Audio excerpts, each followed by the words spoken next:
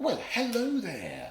I'm about to record a little item for BBC Radio 4's Front Row, and I thought I'd let you sit in on the wonderful process. I thought I'd let you see all of it, so you'll see the retakes as well.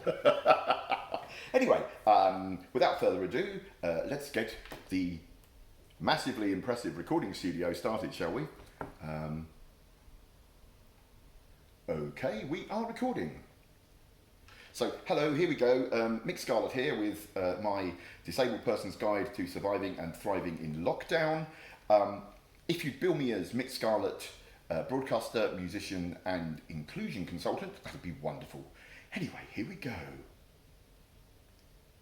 The portrayal of disabled people in the arts is rarely positive. Whether it's Clara in Heidi, The Hunchback of Notre Dame, or almost every Bond villain, if you're disabled, you're not seen as being able to teach non-disabled people anything. I think at this difficult time as we battle the coronavirus, we should re-examine this stereotype. The media is filled with stories about public figures not coping, and social media is flooded with people who find the whole concept of being stuck at home for such a long period impossible to imagine. Yet for me, as a disabled person, staying isolated is nothing new.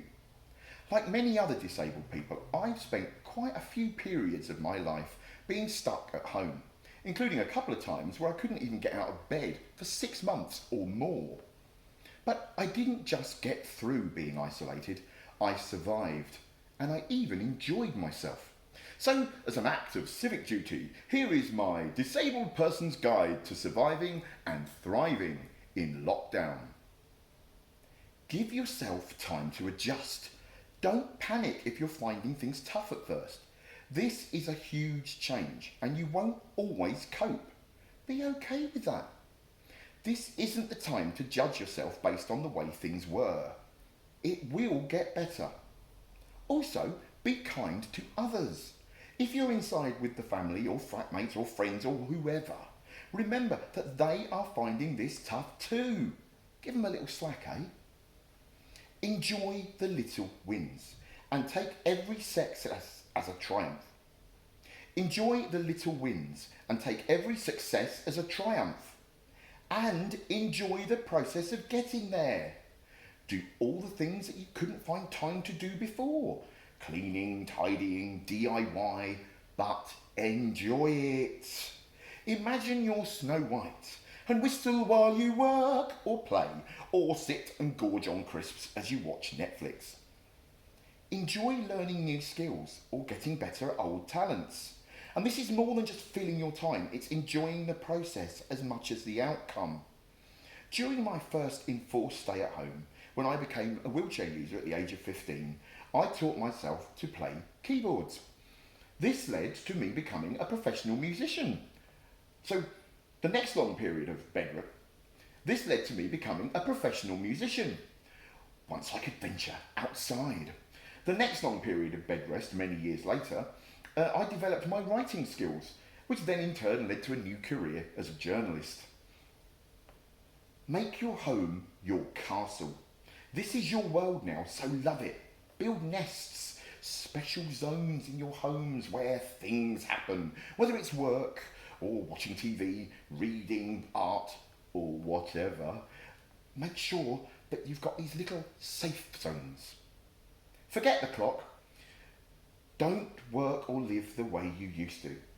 The usual advice is to continue normality, and that's fine if this was a sprint, but it's more of a marathon. Pace yourself. Focus on tasks, not hours. No more 9 to 5. Give yourself things to achieve, and as you achieve each one, celebrate. And once you've done all the tasks, no more 9 to 5. Give yourself things to achieve, and as you achieve each one, celebrate. Once you've done all the day's tasks, stop. Imagine what work and life would be like if it had been designed by a child. Most importantly, this will pass. When you become disabled, you have to learn to be happy with the new you, the new life you're going to have. But this isn't that. This is a broken leg. not a broken back. However tough you're finding things now, it won't be long before you can go outside, go back to school and work and your old life. So just get through it. All I ask is that once this is over and we're back to normality, don't forget what this felt like. While fiction, say like the awful You Before Me, tends to portray the lives of disabled people as not worth living, it's actually the isolation and exclusion that gets to us. You've tasted that, so now you know what it's like not to be able to live and act as you wish. Please remember that and stand or sit with disabled people as we campaign to build a tomorrow that doesn't exclude us, isolate us, or put us back in lockdown. Please remember that and stand or sit with disabled people as we campaign to build a tomorrow that doesn't exclude us, isolate us, or put us back in lockdown. Well, that's it from me, Mik Scarlet. Stay safe, stay well, and stay indoors.